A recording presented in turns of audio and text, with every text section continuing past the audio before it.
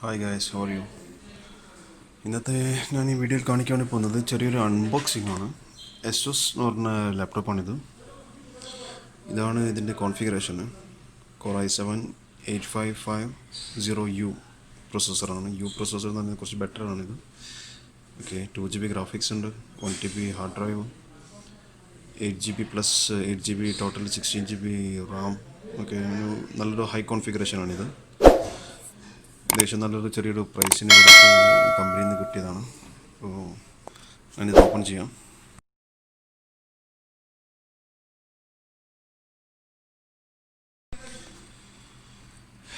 കണ്ടില്ലേ, ഇതാണ് ലാപ്ടോപ്പ്, ഇതാണ് കോൺഫിഗറേഷൻ i7. ഓക്കെ, ഇത് വിത്ത് വിൻഡോസ് വരുന്നതാണ്. ഓക്കെ, ചില ലാപ്ടോപ്പൊക്കെ വിത്തൗട്ട് വിൻഡോസ് വരും. വിത്തൗട്ട് വിൻഡോസ് വന്നു കഴിഞ്ഞാൽ നിങ്ങൾ അത് വേറെ ഇതിൻ്റെ വിൻഡോസിൻ്റെ കോപ്പി നിങ്ങൾ ഡൗൺലോഡ് ചെയ്തിട്ട് ഇൻസ്റ്റാൾ ചെയ്യേണ്ടി വരും, ആക്ടിവേഷനും. ഇതിലിപ്പോൾ ഓൾറെഡി വിൻഡോസ് ഉണ്ട്. അപ്പോൾ ഇതിലേക്ക് പ്രോഗ്രാം ചെയ്യണം, നോർമൽ പ്രോഗ്രാംസും ഓഫീസ് കാര്യങ്ങളൊക്കെ. അപ്പോൾ അതെങ്ങനെയാണ് ചെയ്യേണ്ടതെന്ന് ഞാൻ ഈ വീഡിയോയിൽ കാണിച്ചു തരാം. ഫസ്റ്റ് നമുക്ക് ചാർജർ കണക്ട് ചെയ്യാം. ഏതൊരു ലാപ്ടോപ്പ് നിങ്ങൾ പുതിയത് വാങ്ങിക്കഴിഞ്ഞാൽ ഫസ്റ്റ് നിങ്ങൾ ചാർജർ കണക്ട് ചെയ്തിട്ട് ഓപ്പൺ ചെയ്യാൻ വേണ്ടി പറ്റും. ലാപ്ടോപ്പിൽ ചാർജർ ഓപ്പൺ ചെയ്യരുത്. ഏകദേശം ഒരു 1-2 മണിക്കൂർ 3 മണിക്കൂറെങ്കിലും ചാർജിന് വെക്കണം. ലാപ്ടോപ്പ് ബാറ്ററി ഒന്ന് റീസെറ്റ് ആകുന്നതിന് വേണ്ടിയിട്ടാണെങ്കിൽ. ഓക്കെ, പിന്നെ നമ്മൾക്ക് ചാർജിന് ഫിക്സ് ചെയ്യാം. അപ്പോൾ ഇതാണ് ലാപ്ടോപ്പ്, ചാർജറിന് കണക്ട് ചെയ്തിട്ടുണ്ട്. ഓക്കെ, ഇതിൻ്റെ ചാർജറാണ്. എനിക്ക് ലാപ്ടോപ്പ് നമുക്ക് ഓപ്പൺ ചെയ്യാം. നിങ്ങൾ വിൻഡോസ് ഉള്ള ലാപ്ടോപ്പ് ആണെങ്കിൽ പൊതുവേ ഒന്നും ആവശ്യമില്ല. നിങ്ങൾ ജസ്റ്റ് വിവരണങ്ങൾ കൊടുത്തതിനാൽ തന്നെ പിന്നെ ഒന്ന് ഇൻ്റർനെറ്റ് കണക്ട് ചെയ്തിട്ടൊന്ന് ആക്ടിവേഷൻ ചെയ്താൽ മതി വിൻഡോസ്. പിന്നെ ബാക്കിയുള്ള പ്രോഗ്രാം ഇൻസ്റ്റാളേഷൻ മാത്രമേ ഉള്ളൂ ചെയ്യേണ്ടത്. കണ്ടില്ല, ഇപ്പോൾ ഇതിൽ പ്രോഗ്രാമോ കാര്യങ്ങളൊന്നുമില്ല, ബ്ലാങ്കാണിത്. ഇനി നമ്മളിപ്പോൾ ഇതിലേക്ക് വേണ്ട സോഫ്റ്റ്വെയർസൊക്കെ ഇൻസ്റ്റാൾ ചെയ്യണം. ഇപ്പോൾ പൊതുവേ ഇപ്പോൾ ഓഫീസിലേക്കാണെങ്കിൽ അതിന് വേണ്ട ഡോക്യുമെൻറ്റ്സ് കാര്യങ്ങളിൽ പ്രോഗ്രാംസ്, PDF, ഓഫീസ്, പിന്നെ VL, നമ്മൾക്ക് പ്ലെയർ, കൺവെർട്ടർ, ഇങ്ങനെ ഒരുപാട് പ്രോഗ്രാംസ് നമുക്ക് ഇൻസ്റ്റാൾ ചെയ്യാം ഇതിലേക്ക്. അപ്പോൾ എങ്ങനെയാണെന്ന് ഞാൻ ഇന്ന് കാണിച്ചു തരാം, എന്തൊക്കെ പ്രോഗ്രാമാണ് ഒരു നോർമൽ ലാപ്ടോപ്പിൽ ചെയ്യേണ്ടത് എന്ന്. നിങ്ങളൊരു ഡിസൈനർ ആണെങ്കിൽ പിന്നെ അതിനുള്ള ഫോട്ടോഷോപ്പ് അങ്ങനെയുള്ള കാര്യങ്ങൾ ചെയ്യാം. അല്ലെങ്കിൽ എഞ്ചിനീയറിംഗ് ആണെങ്കിൽ ഓട്ടോക്യാഡ്, ഏതൊക്കെ സോഫ്റ്റ്വെയർ വേണ്ടതെന്ന് വെച്ചാൽ നിങ്ങൾക്ക് ഇൻസ്റ്റാൾ ചെയ്യാവുന്നതാണ്. ഇത് വിൻഡോസ് 10 ആണിത്, വിൻഡോസ് 10 64 ബിറ്റ്. പക്ഷേ നല്ലൊരു ലാപ്ടോപ്പ് തന്നെയാണ്. asus പണ്ട് മുതലേ നമ്മൾ മെയിനായിട്ട് ഈ ഗെയിമിങ്ങിന് ഗ്രാഫിക്സിനും എല്ലാത്തിനും വേണ്ടി യൂസ് ചെയ്യുന്നൊരു ലാപ്ടോപ്പാണിത്. ഒരു നല്ല ഒരു പെർഫോമൻസ് തന്നെയാണ് ഇതിന് തരാം. അപ്പോൾ ഇത് കാണുന്നതാണ് വിൻഡോസ് സ്ക്രീന്. നിങ്ങൾ ഫസ്റ്റ് ഇൻ്റർനെറ്റ് കണക്ട് ചെയ്യുക. ഏതൊരു ലാപ്ടോപ്പ് ആയാലും സ്റ്റാർട്ടിങ്ങിന് ഇൻ്റർനെറ്റ് കണക്ട് ചെയ്യുക, അതിൻ്റെ ഡേറ്റ് ആൻഡ് ടൈം സെറ്റ് ചെയ്യുക. ഓക്കെ, അതിന് ശേഷമാണ് പിന്നെ ബാക്കിയുള്ള പ്രോഗ്രാം കാര്യങ്ങളൊക്കെ കണ്ടിന്യൂ ചെയ്യേണ്ടത്. ഓക്കെ, ഇനി ഇവിടെ റൈറ്റ് ക്ലിക്ക് ചെയ്യാം, അഡ്ജസ്റ്റ് ഡേറ്റ് ആൻഡ് ടൈം. ഇവിടെ നമ്മളെ സ്ഥലം സെലക്ട് ചെയ്യുക. നിങ്ങൾ ഇന്ത്യ ആണെങ്കിൽ ഇന്ത്യ, ഇതിപ്പോൾ കുവൈറ്റ് ആണെങ്കിൽ കുവൈറ്റ് സെലക്ട് ചെയ്തു. ഇവിടെ set time automatically select on ചെയ്യാം. ഓക്കെ, ഇപ്പോൾ ഡേറ്റ് ആൻഡ് ടൈം കറക്റ്റായി. ഇനി ഇവിടെ റൈറ്റ് ക്ലിക്ക് ചെയ്യുക, പേഴ്സണലൈസ് തീംസ്. അതിൽ പോയി കഴിഞ്ഞാൽ നിങ്ങൾക്ക് ഇവിടെ ഡെസ്ക്ടോപ്പ് ഐക്കൺസ് കാണാം. നിങ്ങൾക്ക് ഡെസ്ക്ടോപ്പിൽ വേണ്ട ഐക്കൺസ് ഉണ്ടാവും, മൈ കമ്പ്യൂട്ടർ, മൈ ഡോക്യുമെൻറ്റ്സ്, അതൊക്കെ സെലക്ട് ചെയ്യാം. ഇതൊക്കെ ടിക്ക് ചെയ്ത് കൊടുക്കുക. എന്നിട്ട് ഓക്കെ ക്ലോസ് ചെയ്യാം. മൈ കമ്പ്യൂട്ടർ ഇതൊക്കെ വന്നു. ഇനി ചെയ്യേണ്ടത് കൺട്രോൾ പാനലിൽ പോവുക, അൺഇൻസ്റ്റാൾ പ്രോഗ്രാം. ഇതിൽ നിങ്ങൾക്ക് വേറെ ലാപ്ടോപ്പിലാണെങ്കിൽ ടയർ വേർഷൻ ഒരുപാടുണ്ടാവും, ഓഫീസ്, ആൻറ്റിവൈറസ്, അതൊക്കെ നിങ്ങൾ അൺഇൻസ്റ്റാൾ ചെയ്യുക. ഇതിലിപ്പോൾ ഒന്നുമില്ല. ഓക്കെ, ഇതിൽ നോർമൽ പ്രോഗ്രാംസ് മാത്രമേ ഉള്ളൂ. asusൻ്റെ വേറെ എക്സ്ട്രാ പ്രോഗ്രാംസ് ഇല്ല. ഇനി ചെയ്യേണ്ടത് പ്രോഗ്രാം ഇൻസ്റ്റാൾ ചെയ്യാം. ഇതെൻ്റെ ഫ്ലാഷ് മെമ്മറിയാണ്. എൻ്റെ ഫയൽ ഓപ്പൺ ചെയ്തു.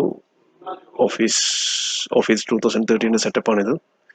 ഏതൊരു പ്രോഗ്രാമിലും ഒരു ഫയൽസിന് അതിലൊരു സെറ്റപ്പ് എന്ന് പറഞ്ഞൊരു ഐക്കൺ ഉണ്ടാവും, ആപ്ലിക്കേഷൻ.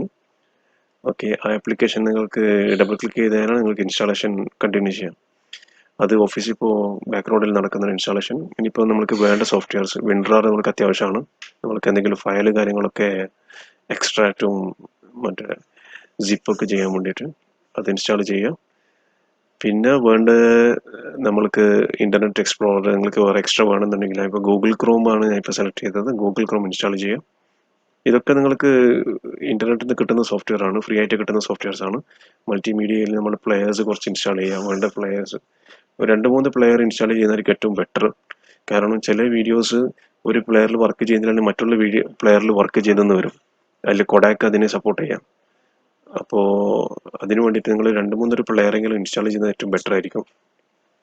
കാരണം നിങ്ങളിപ്പോൾ ഒരു വീഡിയോ വർക്ക് ചെയ്യുന്നില്ല, ഒരു പ്ലെയറിൽ വർക്ക് ചെയ്യുന്നില്ല എന്നുണ്ടെങ്കിൽ നിങ്ങൾ അടുത്തൊരു വീഡിയോ പ്ലെയർ എടുത്തു കഴിഞ്ഞാൽ അതിലൊരു കൊഡാക്ക് അപ്ഡേറ്റ് ഓട്ടോമാറ്റിക് ചോദിക്കും. അതിൽ നിങ്ങൾ ഇപ്പോൾ ഗോം പ്ലെയർ ആണെങ്കിൽ ഗോം പ്ലെയർ കൊഡാക്ക് അപ്ഡേറ്റ് ചോദിച്ചു കഴിഞ്ഞാൽ നിങ്ങൾ അപ്ഡേറ്റ് കൊടുത്തു കഴിഞ്ഞാൽ ആ വീഡിയോ ഓട്ടോമാറ്റിക് തന്നെ പിന്നെ അതിൽ ഓപ്പൺ ആവും. പിന്നെ സബ് ടൈറ്റിൽ കാര്യങ്ങളൊക്കെ അതൊക്കെ ചില പ്ലെയറിൽ നല്ല ഒരു ക്ലിയർ ആയിട്ട് നിങ്ങൾക്ക് ലോഡ് ചെയ്യാൻ ഇതാക്കാനൊക്കെ പറ്റും. അതിന് വേണ്ടിയിട്ടാണ് 2-3 പ്ലെയേഴ്സ് ഇൻസ്റ്റാൾ ചെയ്യുന്നത്. പിന്നെ ഇതൊക്കെ ക്യാം പ്ലെയർ ഇപ്പോൾ ഇൻസ്റ്റാൾ ചെയ്യുന്നത് കാണുന്നില്ലേ. ക്യാം പ്ലെയറൊക്കെ നല്ലൊരു പ്ലെയറാണ്. ഞാനിപ്പോൾ ഇൻസ്റ്റാൾ ചെയ്യുന്ന ഈ പ്ലെയറൊക്കെ നല്ലതാണ്. പിന്നെ എന്തെങ്കിലും ഒരു കൺവേർട്ടർ പ്രോഗ്രാം ഞാനിവിടെ ഇൻസ്റ്റാൾ ചെയ്യുന്നത് ഫോർമാറ്റ് ഫാക്ടറി എന്ന് പറഞ്ഞ പ്രോഗ്രാമാണ്. കൺവേർട്ട് ചെയ്യാനുള്ള സോഫ്റ്റ്വെയർ ആണ്. ഓഡിയോ വീഡിയോസ് എല്ലാം കൺവേർട്ട് ചെയ്യാൻ വേണ്ടിയിട്ട് എല്ലാ ഈ പ്ലെയേഴ്സും കാര്യങ്ങളും പ്രോഗ്രാംസ് എല്ലാം നെക്സ്റ്റ് അടിച്ച് കഴിഞ്ഞാൽ തന്നെ ഇൻസ്റ്റാൾ ആയിക്കോളും. ഓഫീസ് ബാക്ക്ഗ്രൗണ്ട് നടന്നുകൊണ്ടിരിക്കുന്നുണ്ട്.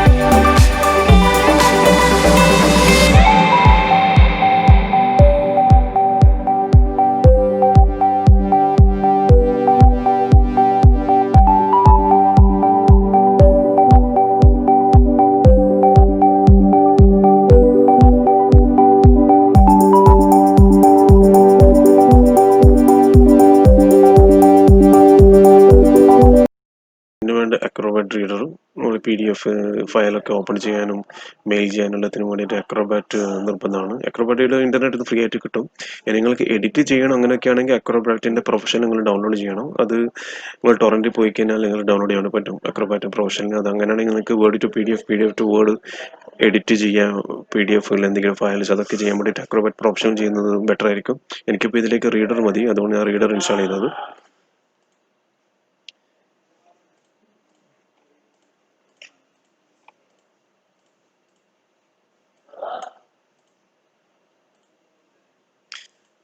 ഓക്കെ, ഇപ്പം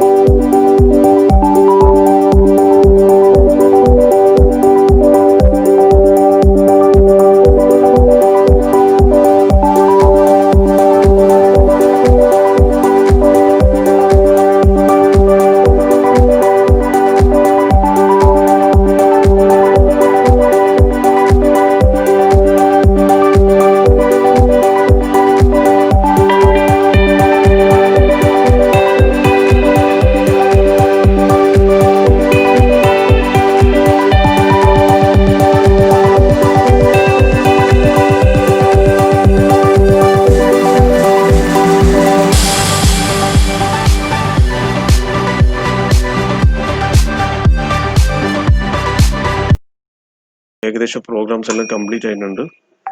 ഓക്കെ, ഇനി നിങ്ങൾക്ക് ഒരു കമ്പ്യൂട്ടറിൻ്റെ കോൺഫിഗറേഷൻ എങ്ങനെയാണെന്ന് നോക്കേണ്ടതെന്ന് നമ്മൾക്ക് അറിയാം.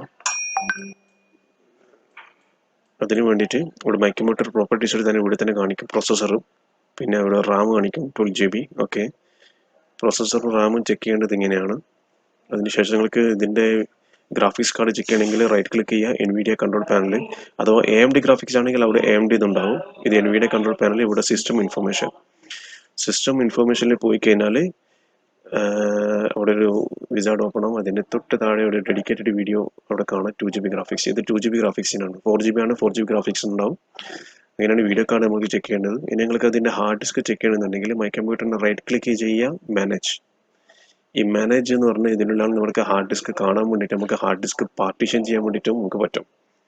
ഇപ്പോൾ ഓൾറെഡി നിങ്ങളിപ്പോൾ ഏതൊരു ലാപ്ടോപ്പ് നിങ്ങൾ പുതിയത് വാങ്ങിക്കഴിഞ്ഞാലും ഒറ്റൊരു പാർട്ടീഷൻ ഉണ്ടാവും. നിങ്ങൾക്ക് ഇനിയിപ്പോൾ C, D, E ഒക്കെ വേണമെന്നുണ്ടെങ്കിൽ നിങ്ങൾക്ക് അങ്ങനെ ചെയ്യാൻ പറ്റും. അതിനായി ഇപ്പോൾ ഇതിൽ കാണിച്ചു തരാം. മാനേജ് ഓപ്പൺ ആയി. ഓക്കെ,